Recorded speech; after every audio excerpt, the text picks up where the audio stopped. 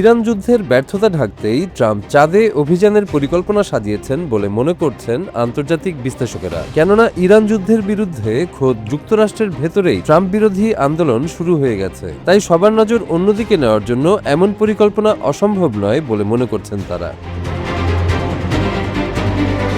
বিশ্বের তেলবাজার অস্থির থাকায় বিশ্বজুড়ে নানা উদ্বেগ ও আতঙ্ক ইতোমধ্যেই ছড়িয়েছে। যে যুদ্ধে যুক্তরাষ্ট্রের সরাসরি জড়ানোর প্রয়োজন ছিল না, সেখানে গিয়ে এখন বিপদেই পড়ে গেছেন ট্রাম্প। তাই সবাইকে অর্ধশত বছর পর আবার চাঁদে অভিযানের রোমাঞ্চ দিয়ে মোহিত করতেই নাকি যুক্তরাষ্ট্রের এমন আয়োজন, বলছেন বিশ্লেষকেরা।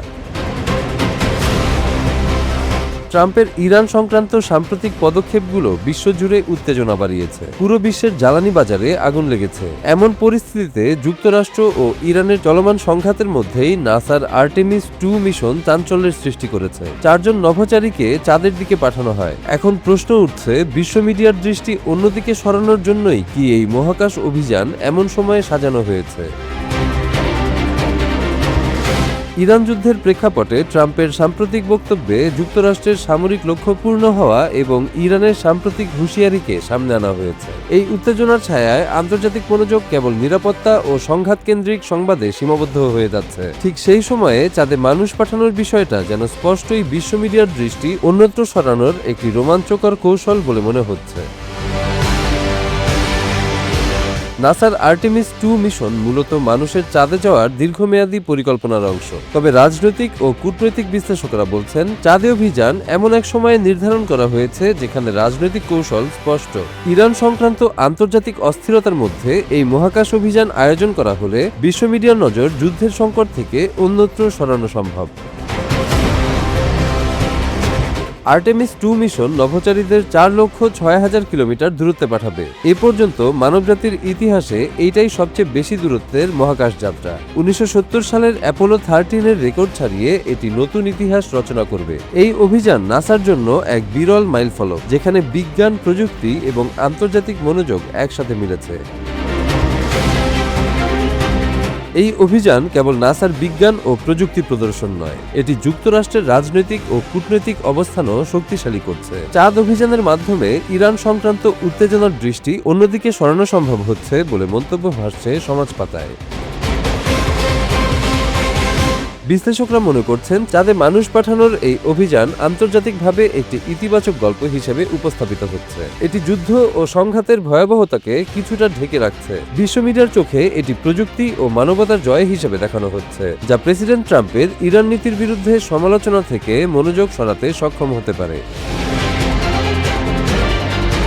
আর্টেমিস 2 মিশনকে শুধুমাত্র বৈজ্ঞানিক অর্জন হিসেবে মানতে নারাজ নেটিজেনরা। অনেকের মতে এটি রাজনৈতিক, কূটনৈতিক এবং আন্তর্জাতিক মনস্তাত্ত্বিক প্রভাবের এক জটিল সমন্বয়, যেখানে চাঁদে মানুষের যাত্রা ইরান যুদ্ধের উত্তেজনার মধ্যেই বিশ্বের দৃষ্টি অন্যত্র সরানোর সুযোগ হিসেবে কাজ করছে বলে মনে করা হয়।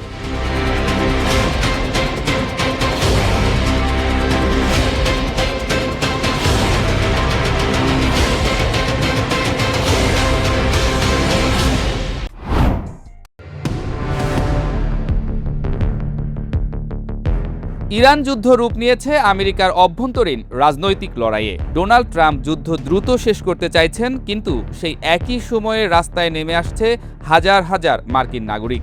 নো কিংস বিক্ষোভ থেকে শুরু করে বিভিন্ন অঙ্গরাজ্যে ছড়িয়ে পড়া প্রতিবাদে পরিষ্কার হয়ে যাচ্ছে এই যুদ্ধ এখন অভ্যন্তরীণ রাজনৈতিক সংকট। এই বিক্ষোভের চরিত্রও আলাদা। এটি শুধুমাত্র যুদ্ধবিরোধী আন্দোলন নয়, এর সঙ্গে যুক্ত হয়েছে জীবনযাত্রার ব্যয়, জ্বালানি সংকট এবং সরকারের ক্ষমতা প্রয়োগ নিয়ে উদ্বেগ। মানুষ কোনো একক কারণে রাস্তায় নামছে না, আর এই জায়গাটাই ট্রাম্প প্রশাসনের জন্য সবচেয়ে বিপজ্জনক, কারণ এটি একটি কম্পাউন্ড ক্রাইসিস, যেখানে প্রতিটি সমস্যা অন্যটাকে আরও তীব্র করে তুলছে। অর্থনীতির দিক থেকে পরিস্থিতি ইতোমধ্যেই দুর্বল। 2025 সালের শেষ দিকে যুক্তরাষ্ট্রের প্রবৃদ্ধি উল্লেখযোগ্যভাবে কমে আসে, আর এখন সেই দুর্বলতার উপর চাপ তৈরি করেছে তেলের বাজার। ইরান যুদ্ধ শুরু হওয়ার পর আন্তর্জাতিক বাজারে তেলের দাম দ্রুত বেড়ে গেছে এবং হরমুজ প্রণালী ঘিরে তৈরি হওয়া অনিশ্চয়তা সরবরাহ ঝুঁকিতে প্রভাব ফেলছে। ফলে জ্বালানির মূল্য বৃদ্ধির সরাসরি প্রভাব পড়ছে সাধারণ মানুষের উপর। এই চাপ রাজনৈতিকভাবে আরও স্পষ্ট হয়ে উঠছে জরিপে। বেশিরভাগ আমেরিকান চাইছেন যুদ্ধ দ্রুত শেষ হোক, এমনকি লক্ষ্য পূরণ না হলেও, কারণ যুদ্ধ তাদের দৈনন্দিন জীবন ব্যয়ের সঙ্গে সরাসরি যুক্ত। এখানে ট্রাম্পের সবচেয়ে বড় চ্যালেঞ্জ হলো তিনি যুদ্ধ চালিয়ে গেলে চাপ বাড়বে, আর দ্রুত বেরিয়ে আসলে সেটি রাজনৈতিকভাবে পিছু হটা হিসেবে দেখা হতে পারে। এর মধ্যে আরও একটি গুরুত্বপূর্ণ বিষয় সামনে আসছে। রিপাবলিকান পার্টির ভেতরেও দেখা দিয়েছে মতপার্থক্য। কেউ যুদ্ধ চালিয়ে যাওয়ার পক্ষে, আবার অনেকে দ্রুত সমাপ্তি চায়। এই বিভক্তি ট্রাম্পের জন্য ঝুঁকিপূর্ণ, কারণ তার রাজনৈতিক শক্তির বড় অংশই নির্ভর করে ঐক্যবদ্ধ সমর্থনের ওপর। এখন সেই ভিত্তিতেই ফাটল দেখা যাচ্ছে। সবচেয়ে বড় চাপটি আসছে তেলের বাজার থেকে, কারণ এটি এমন একটি ফ্যাক্টর যা সরাসরি ভোটারের পকেটে আঘাত করে। যদি তেলের দাম উচ্চ পর্যায়ে স্থির থাকে, তাহলে এই যুদ্ধ ধীরে ধীরে একটি ইকোনমিক ওয়ার অ্যাট হোমে রূপ নেবে। তখন বিক্ষোভ আরও বিস্তৃত হয়ে রূপ নেবে জনজীবনের সংকটে। এই মুহূর্তে ট্রাম্প প্রশাসন সীমিত সাফল্য দেখিয়ে দ্রুত বেরিয়ে আসার চেষ্টা করছে, কিন্তু সমস্যা হলো যুদ্ধের বাস্তবতা এত সহজ না। ইরান ও তার আঞ্চলিক নেটওয়ার্ক সংঘাতকে দীর্ঘায়িত করার কৌশল নিয়েছে, ফলে যুক্তরাষ্ট্র চাইলেও দ্রুত ক্লিন এক্সিট নিশ্চিত করা কঠিন। সব মিলিয়ে পরিস্থিতি এখন এমন এক জায়গায় দাঁড়িয়েছে যেখানে যুদ্ধের ফলাফল শুধু যুদ্ধক্ষেত্রে নির্ধারিত হবে না, বরং নির্ধারিত হবে নিউ ইয়র্ক, ক্যালিফোর্নিয়া বা টেক্সাসের রাস্তায়, যেখানে মানুষ ঠিক করে দেবে তারা কতদিন এই যুদ্ধের মূল্য দিতে রাজি। আর এখানেই সবচেয়ে বড় বাস্তবতা। যুক্তরাষ্ট্র হয়তো সামরিকভাবে শক্তিশালী, কিন্তু এই মুহূর্তে সবচেয়ে বড় যুদ্ধটি তারা লড়ছে নিজের ভেতরে। যুদ্ধ জেতা সম্ভব, কিন্তু জনমত হারালে সেই জয়ও শেষ পর্যন্ত পরাজয়ে পরিণত হতে পারে।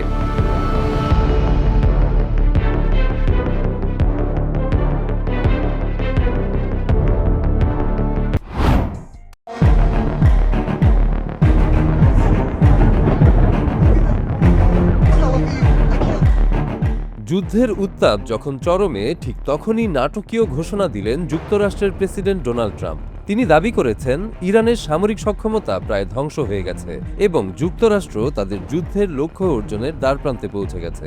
তার ভাষণ শেষ হওয়ার পরপরই ইরান ইসরায়েলে ক্ষেপণাস্ত্র ছুড়েছে। জাতির উদ্দেশ্যে ভাষণ দেওয়ার কয়েক ঘন্টা আগে ট্রাম্প দাবি করেন ইরান নাকি যুদ্ধবিরতির প্রস্তাব দিয়েছে, তবে তেহরান সঙ্গে সঙ্গে সেই বক্তব্য নাকচ করে দেয়। ফলে পাল্টাপাল্টি এই বক্তব্যে পরিস্থিতি আরো ঘোলাটে হয়ে ওঠে এবং দুই পক্ষের অবস্থান স্পষ্টভাবে সাংঘর্ষিক হয়ে পড়ে। এদিকে ইরানের প্রেসিডেন্ট মাসুদ পেজেশকিয়ান যুক্তরাষ্ট্রের জনগণের উদ্দেশ্যে বলেন, যুক্তরাষ্ট্র, ইউরোপ বা প্রতিবেশী দেশগুলোর সাধারণ মানুষের সাথে ইরানের কোনো শত্রুতা নেই। তিনি জানান, এই সংঘাতকে রাজনৈতিক ও সামরিক পরিসরের মধ্যেই সীমাবদ্ধ রাখতে চায় তেহরান। অন্যদিকে যুক্তরাষ্ট্র ও ইসরায়েলের যৌথ হামলা অব্যাহত রয়েছে। সাম্প্রতিক হামলায় লারেস্তান ও মিয়ানে এলাকায় অন্তত 9 জন নিহত হয়েছেন। এসব আঘাতে বিমানবন্দর ও নৌঘাঁটিতেও বড় ধরনের ক্ষয়ক্ষতির খবর মিলেছে।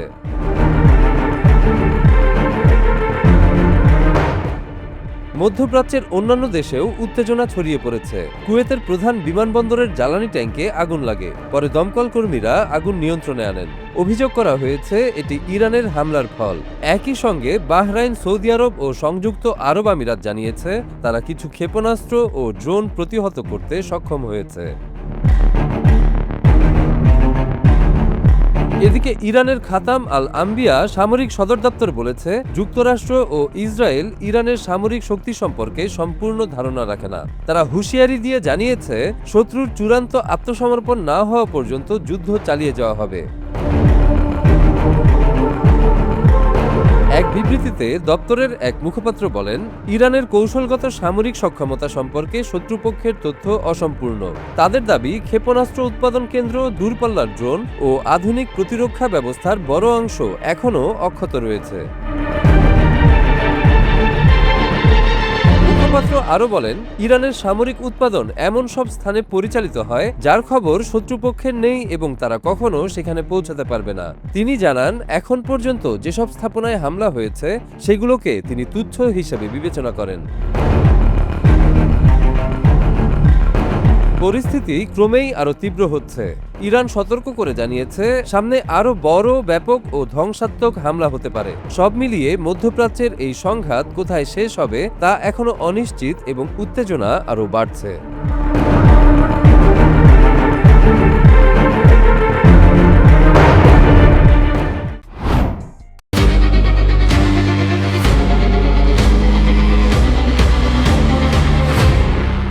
ইরানে চলমান সংঘাতে যুক্তরাষ্ট্র ও ইসরায়েল তাদের সুনির্দিষ্ট লক্ষ্য অর্জনে বড় ধরনের ব্যর্থতার মুখে পড়েছে।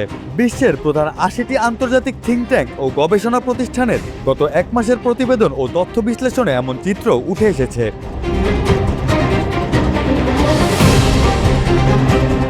ইরানকে কেন্দ্র করে চলমান সংঘাতের নতুন এক বিশ্লেষণ সামনে এসেছে, যা আন্তর্জাতিক মহলে নতুন করে আলোচনার জন্ম দিয়েছে।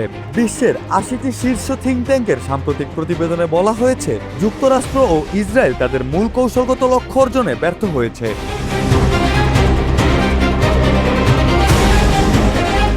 এই বিশ্লেষণ প্রকাশ করেছে ইরানের বার্তা সংস্থা টাইমস নিউজ এজেন্সি, যেখানে গত এক মাসে প্রকাশিত বিভিন্ন আন্তর্জাতিক গবেষণা প্রতিবেদনের তথ্য পর্যালোচনা করা হয়েছে।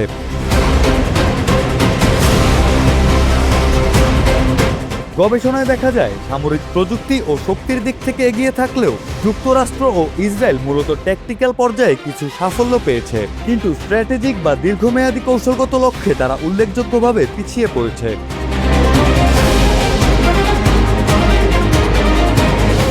বিশেষ করে ইরানের রাজনৈতিক কাঠামো ভেঙে ফেলা, প্রতিরক্ষা ব্যবস্থাকে দুর্বল করা কিংবা সামাজিকভাবে আত্মসমর্পণে বাধ্য করার মতো বড় লক্ষ্যগুলো পূরণ হয়নি বলে প্রতিবেদনে উল্লেখ করা হয়েছে।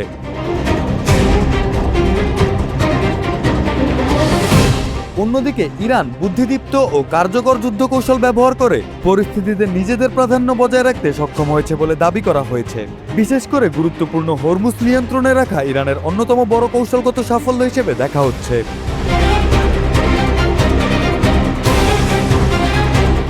বিশ্লেষণে আরও বলা হয়েছে, সংঘাতটি এখন ধীরে ধীরে একটি ক্ষয়যুদ্ধে পরিণত হচ্ছে, যেখানে সময়ই সবচেয়ে বড় ফ্যাক্টর, আর এই দীর্ঘস্থায়ী পরিস্থিতি ইরানের পক্ষেই কাজ করছে।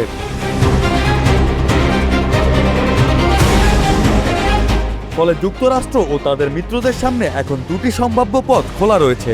একটি হলো প্রচারমূলক বিজয় দেখিয়ে সংঘাত থেকে সরে আসা, অথবা কোনো দৃশ্যমান সাফল্য ছাড়াই দ্রুত যুদ্ধের ইতি টানা।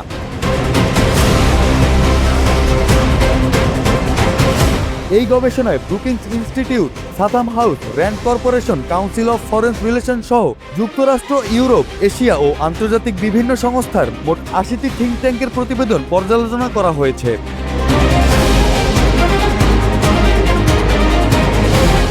বিশেষজ্ঞরা বলছেন, এই বিশ্লেষণ ভবিষ্যৎ ভূরাজনীতির গতিপথ নির্ধারণে গুরুত্বপূর্ণ ভূমিকা রাখতে পারে।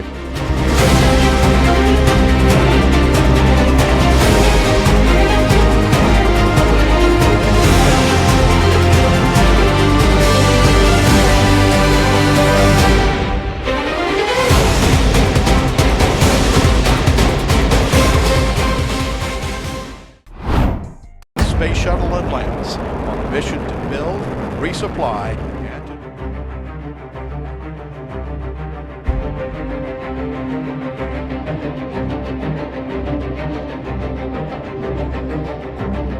প্রায় ৫৪ বছর পর আবারও চাঁদের পথে মানুষ। বুধবার নাসার একটি বিশাল রকেটে চড়ে চাঁদের উদ্দেশ্যে যাত্রা শুরু করেছেন ৪ নভোচারী। ইতিহাসের এই গুরুত্বপূর্ণ অভিযানে তারা চাঁদের চারপাশ প্রদক্ষিণ করবেন, যা ভবিষ্যতে মানুষের চাঁদে ফেরার পথ আরও সুগম করবে। নতুন ইতিহাস গড়তে যুক্তরাষ্ট্রের মহাকাশ গবেষণা সংস্থা নাসা শুরু করেছে আর্টেমিস মিশন 2। স্থানীয় সময় সন্ধ্যা প্রায় ৬টা৩৫ ফ্লোরিডার কেনেডি স্পেস সেন্টার থেকে উৎক্ষেপণের সময় প্রচণ্ড গর্জনে আকাশ কাঁপিয়ে দেয় বিশাল কমলা সাদা রঙের রকেটটি। এতে থাকা ৪ নভোচারীর ৩ জন মার্কিন ও ১ জন কানাডিয়ান।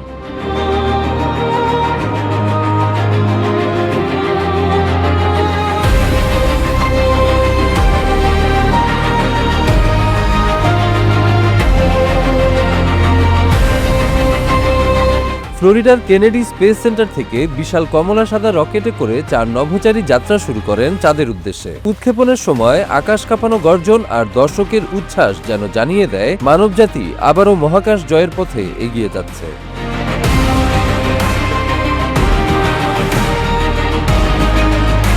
আর্টেমিস 2 মিশনে চাঁদের পথে পা বাড়ানো 4 নভোচারী হলেন যুক্তরাষ্ট্রের রিড উইজম্যান, ভিক্টর গ্লোভার ও ক্রিস্টিনা কক এবং কানাডার জেরেমি হ্যানসেন। তাদের এই যাত্রা শুধু একটি দেশের নয়, বরং সমগ্র মানবজাতির জন্য, এমনটাই জানিয়েছেন জেরেমি হ্যানসেন।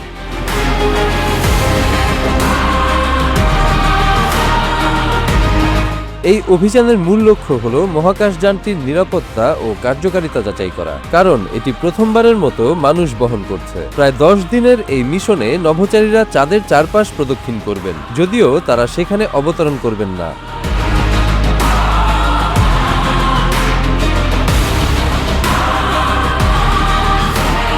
মিশনের সময় ডকিং সিমুলেশন সহ বিভিন্ন গুরুত্বপূর্ণ পরীক্ষা চালানো হবে, যাতে ভবিষ্যতে আরও বড় ও জটিল চন্দ্র অভিযানের পথ প্রশস্ত হয়।